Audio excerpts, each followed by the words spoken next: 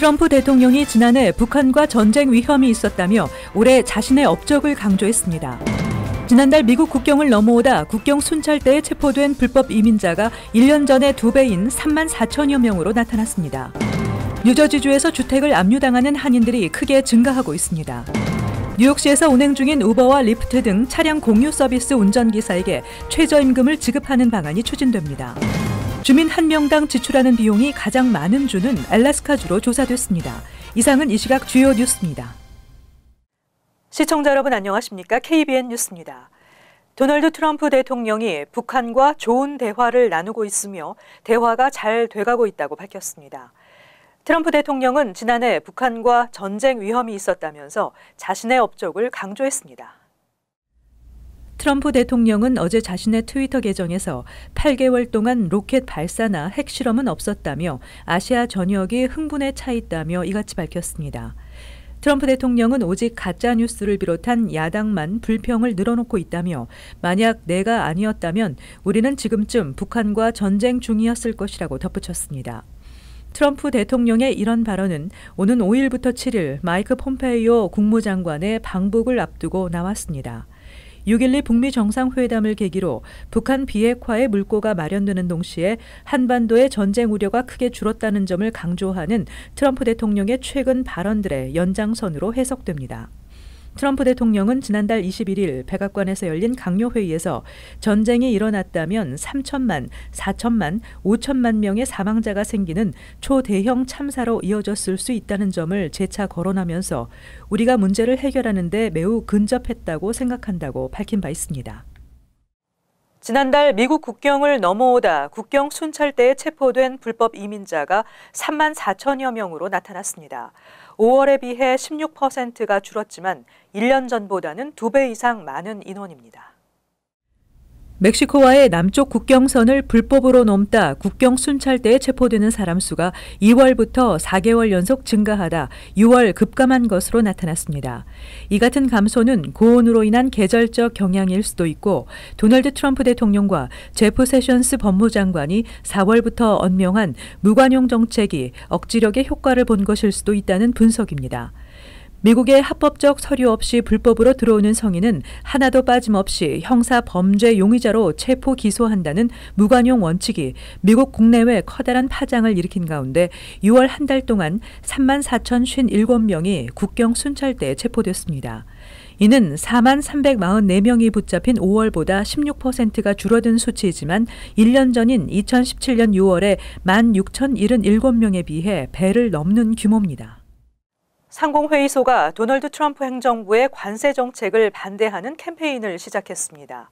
상공회의소는 트럼프 대통령의 정치적 기반인 친공화당 성향이어서 특별히 주목되고 있습니다.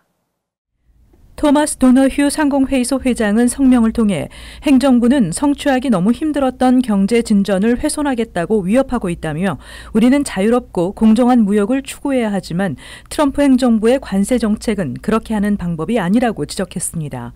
300만 명의 회원을 보유하고 있는 상공회의소는 지난해 12월 트럼프 행정부가 법인세 대폭 인하 등을 골자로 한 세제 개편안을 마련하자 찬사를 보냈지만 관세 정책에 대해서는 강하게 반대하고 있습니다. 미국의 고율 관세 부과 정책에 맞서 유럽연합, 멕시코, 캐나다에 이어 중국도 오는 6일부터 미국산 수입품에 보복 관세를 부과할 예정입니다. 미국이 6일부터 340억 달러 규모의 중국산 제품에 고율 관세를 부과하겠다고 한 데 대해 맞대응하는 조치입니다. 뉴저지주에서 주택을 압류당하는 한인들이 크게 증가하고 있습니다. 버겐 카운티 압류주택 8채 중 1채는 한인 소유 주택인 것으로 나타났습니다. 지난달 압류로 인해 경매 매물로 나온 주택 총 1,718채 중 약 13%인 217채가 한인 소유로 집계됐다고 버겐 카운티 셰리프국이 밝혔습니다. 압류 주택 매물이 가장 많은 포틀리는 경매에 나온 타운 내 주택 53채 중 절반 이상이 한인 소유로 집계됐으며 팰리세이드 파크는 타운 내 전체 압류 주택 31채 중 80%가 한인 소유였습니다. 버겐 카운티 내 한인 인구 비율이 약 7%에 이르는 점을 감안하면 전체 압류 주택 중 한인 소유 비율은 이를 훨씬 웃도는 것입니다. 에지워러에서도 한인 소유 압류주택이 13채로 많았으며 파라무스, 노르두, 레오니아, 클립사이드 파크, 클로스터, 올드테판 등도 한인 소유 압류주택이 많은 타운으로 조사됐습니다. 머겐 카운티 내 70개 타운 중 70%에 해당하는 47개 타운에서 압류로 인해 경매에 나온 한인 소유 주택이 최소 한 채 이상인 것으로 조사됐습니다. 한인 소유 압류주택 중 약 75%가 콘도인 것으로 나타났고 교회 소유 건물도 압류로 인해 경매에 나온 것으로 확인됐습니다. 현재 페올론과 올드테판의 교회 소유 건물이 경매에 나온 상태입니다. 뉴욕 주정부가 주 전역의 식수와 수질 보호를 위한 인프라 개선을 위해 2억 7,500만 달러를 지원한다고 발표했습니다. 카운티나 타운 정부 또는 특정 단체 모두 신청할 수 있습니다. 앤드루 쿠오모 뉴욕 주지사는 주 전역 식수와 수질 보호를 위한 청정 수질 인프라 개선 청사진의 일환으로 지방자치단체에 2억 7,500만 달러를 지원할 것이라고 발표했습니다. 지난해 쿠오모 주지사는 주 전역의 수질 개선과 수자원 보호를 위해 주정부 예산 25억 달러를 투자하겠다고 예고한 바 있습니다. 현재까지 주정부는 예고한 25억 달러 가운데 10억 달러를 깨끗한 수질과 식수 문제 해결에 할당한 상태입니다. 이번에 지방자치단체에 할당된 기금은 카운티나 타운 정부 또는 특정 단체 모두 신청할 수 있으며 주 환경시설공사와 보건국이 접수된 신청서의 프로젝트를 평가해 기금을 배당할 예정입니다. 신청 접수는 오는 9월 7일까지 이메일로 하면 됩니다. 뉴욕시에서 운행 중인 우버와 리프트 등 차량 공유 서비스 운전기사에게 최저임금을 지급하는 방안이 추진됩니다. 뉴욕시 택시 리무진 위원회는 차량 공유 서비스 업체 운전기사의 처우를 개선하기 위해 시간당 최소 17달러 22센트의 임금을 지급하는 정책을 추진하겠다고 밝혔습니다. 현재 차량 공유 서비스 업체 운전자들은 독립계약자로 분류돼 운행 횟수만큼 돈을 버는 구조이지만 앞으로는 각 회사에 소속된 근로자로 분류해 최저임금을 보장하겠다는 방안입니다. 뉴욕시 차량 공유 서비스 업체 소속 운전기사들의 85%가 시간당 17달러 22센트도 벌지 못해 경제적 어려움에 빠져 있고 전체 운전기사의 16%가 건강보험이 없는 상태입니다. TLC는 앞으로 뉴욕시 의회와 협력해 관련 법안을 마련하겠다고 밝혔습니다. 하지만 정책이 추진되기 위해서는 난항이 예상됩니다. 차량 공유 서비스 업체의 급격한 증가로 옐로우캡 운전기사들의 수입이 급감하면서 운전기사들이 자살하는 등 사회 문제가 되고 있습니다. 빌 드블라지오 시장도 현재 가장 중요한 것은 옐로우캡 운전기사들에 대한 처우 개선이라며 차량 공유 서비스 소속 운전기사들에게 최저임금을 보장하는 이번 정책에 부정적인 입장을 밝혔습니다. 주정부와 로컬 정부들이 확보한 세금을 주민들을 위해 지출하는 예산이 주마다 천차만별인 것으로 나타났습니다. 주민 한 명당 지출하는 비용이 가장 많은 주는 알래스카주로 2688달러를 지출하는 것으로 조사됐습니다.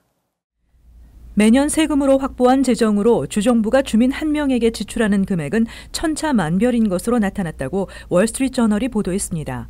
어떤 주들은 주민 한 명당 $10,000가 넘는 비용을 지출하고 있지만 상당수의 주들은 $10,000 미만으로 조사됐습니다.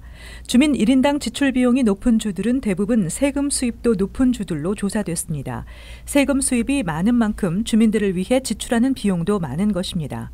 그러나 알래스카주의 경우 주민 한 명당 세금 수입은 $3,501로 전국에서 가장 적었고 지출 비용은 $2688를 기록해 눈길을 끌었습니다. 알래스카주는 주민들에게 세금은 적게 받고 지원은 많이 한다는 것입니다. 알래스카에 이어 지출 비용이 두 번째로 높은 주는 와이오밍으로 한 명당 $14,916를 지출하고 있는 것으로 나타났습니다. 와이오밍은 주민 한 명당 세금 수입도 $6,394로 5위에 올랐습니다. 이어서 뉴욕이 3위로 주민 한 명당 $14,647, 노스다코타가 4위로 $12,360를 지출했으며 버몬트 $11,627로 5위를 기록했습니다. 이 밖에 캘리포니아가 주민 한 명당 $11,528의 지출로 6위에 올랐으며 매사추세츠, 네브라스카, 커네티컷이 지출 비용이 높은 탑 10주에 포함됐습니다. 미국 3대 도시 시카고의 법정 최저임금이 시간당 12달러로 인상됐습니다. 시카고는 최근 4년 사이 최저임금이 수직 상승하고 있으며 이로 인해 8억 6천만 달러에 달하는 경제 효과를 창출할 것으로 기대하고 있습니다. 이번 달부터 시카고시의 시간당 최저임금이 11달러에서 12달러로 인상됐다고 시카고 언론들이 어제 보도했습니다. 시 당국은 약 40만 명의 근로자가 영향을 받게 된다고 밝혔습니다. 시카고시 의회는 2014년 최저임금 8달러 25센트를 2019년까지 13달러로 인상하는 독자적 입법안을 승인하고 최저임금을 매년 상승시켜 올해 12달러까지 인상됐습니다. 내년 13달러가 실현되면 4년 사이 57.6% 수직 상승하는 셈입니다. 시카고시는 지난 4년에 걸친 최저임금 인상이 8억 6천만 달러에 달하는 경제 효과를 창출할 것이라고 기대했습니다. 현재 일리노이주 최저임금은 8달러 25센트이며 팁을 받는 일자리의 최저임금은 6달러 25센트입니다.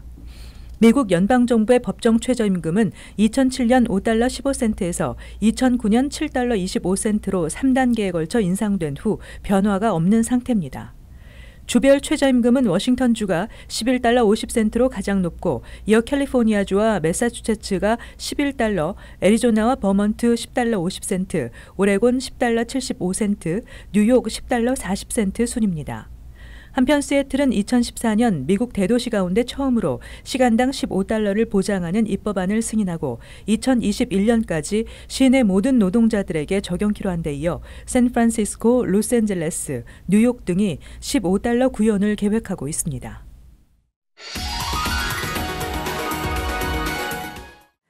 이어서 LA 지역 한인사회 소식입니다. 이번 주말 남가주 일대에 100도대가 넘는 무더위가 기승을 부릴 것으로 전망됩니다. 국립기상국은 오는 6일과 7일 이틀 동안 LA 카운티와 벤츄라 카운티 등을 포함한 남가주 일대에 100도대가 넘는 무더위가 찾아올 것으로 전망했습니다. 특히 LA 밸리 지역은 최고 112도까지 기온이 오를 것으로 전망되며 LA 다운타운 지역은 100도, 그리고 해안가 일대의 기온은 80도를 넘을 것으로 예상됩니다. 이와 관련해 당국은 고온 건조한 기후로 인한 질병 발생 가능성이 높고 돌풍까지 더해지면서 산불 발생 위험이 높은 만큼 주민들에게 각별한 주의를 당부했습니다. 캘리포니아주가 탄산음료에 대한 세금인 소다세 도입을 2031년까지 금지한다고 밝혔습니다. 캘리포니아 주의회는 어제 2031년까지 시와 카운티 정부가 소다세를 부과할 수 없도록 하는 법안을 통과시켰습니다. 이에 대해 제리 브라운 캘리포니아 주지사는 성명을 통해 소다세는 어린이들의 설탕 과소비에 따른 위험을 막기 위한 것이지만 각 시장들이 세금 부과에 따른 주민들의 반발을 우려하고 있어 소다세 도입을 미루게 됐다고 설명했습니다. 한편 캘리포니아주는 비만과 당뇨병, 심장질환 등을 예방하기 위해 설탕이 첨가된 탄산음료에 세금을 부과하는 방안을 추진해 왔습니다. 이어서 간추린 소식입니다. 기존 MTA 앱을 업그레이드한 스마트폰 어플리케이션 마이 MTA가 출시됐습니다. 새로운 앱은 MTA가 운영하는 전철과 버스, 롱아일랜드 레일로드, 메트로 놀스의 실시간 운행 상황을 제공하고 대체 교통수단 정보까지 알려주고 있습니다. 특히 출발지와 목적지를 입력할 경우 현 상황에서 가장 신속하게 도착할 수 있는 대중교통 방법을 알려주는 플랜 마이 트립도 이용할 수 있습니다.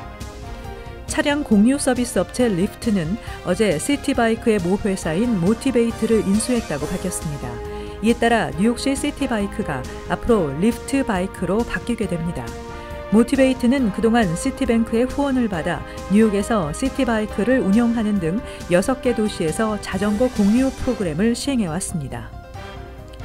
앤드루 쿠오모 주지사가 서명한 정신건강교육 의무화법이 1일부터 본격 시행됨에 따라 뉴욕주 내 모든 초중고교 공립학교에서 정신건강교육을 의무적으로 제공해야 합니다.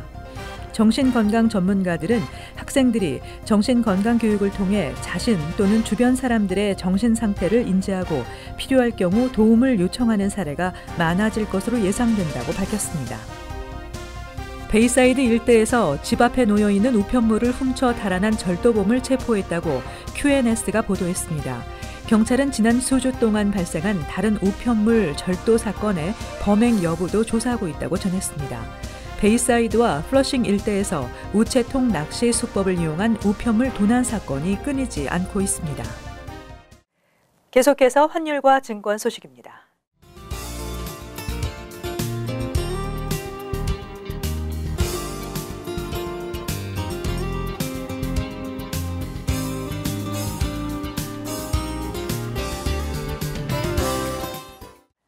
끝으로 날씨 전해드립니다. 목요일은 대체로 맑겠지만 습도가 높겠습니다. 낮 최고 기온은 89도, 섭씨 영상 32도, 밤 최저 기온은 76도, 섭씨 영상 24도. 금요일 대체로 흐리고 오후에 강한 소나기 예상됩니다. 토요일 화창한 날씨 예상되고 있습니다. 이상으로 KBN 뉴스를 마칩니다. 즐거운 휴일 저녁 되시기 바랍니다.